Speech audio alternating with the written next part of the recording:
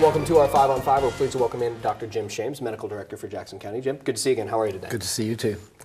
Let's start with the flu. It sounds like it's got a bit of an outbreak on our hands. Forgive me if that's the right word, but It is flu season, so this is happening. What are we seeing right now in Jackson County? Well, we're beginning to see more and more flu cases. We can look at people coming into the emergency rooms with influenza-like illness, and it's beginning to ramp up. The numbers are getting higher. Not surprising. It's beginning to look like the flu season of 2 years ago, where it peaked in early January, mid-January, and it looks like we're kind of on track to doing the same this year. Okay. Do we know what kind of match this year's flu shot is for this year's It looks like the match is good. It's primarily influenza A, and so far it looks like the match in the influenza vaccine is compatible with the diseases we're seeing. A lot of holiday parties, of course, going on right now. A lot of people getting together with family this weekend.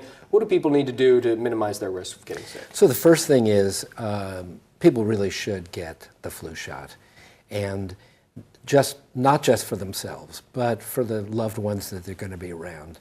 You know, grandma and grandpa don't respond quite as well to the flu shot as young people do, so when you get the shot, you're protecting yourself, but you're also protecting them. So just a reminder about that.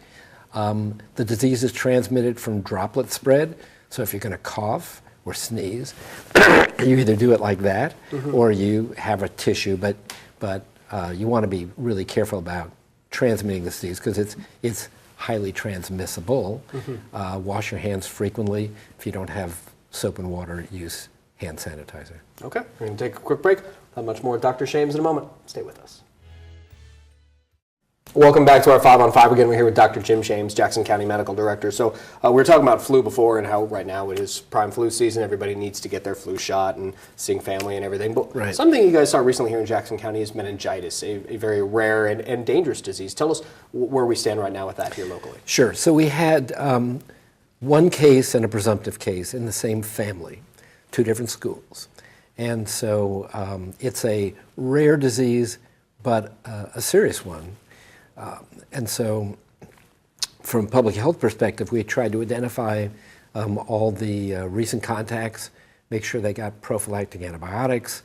We found out that it's subtype C, which is a vaccine preventable disease. Some of the meningitis in Oregon especially is type B.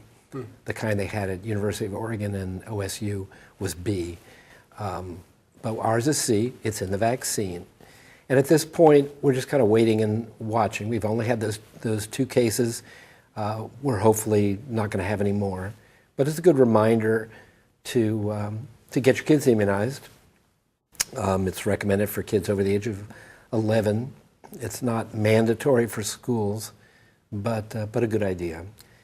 As I said, it's serious, rapidly progressive disease caused by bacteria. But fortunately, we only have a handful of cases every year.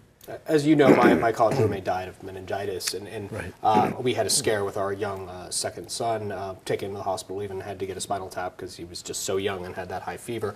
What do people do, or what can they do to minimize that risk? I mean, there is such a concern because so much is unknown about meningitis.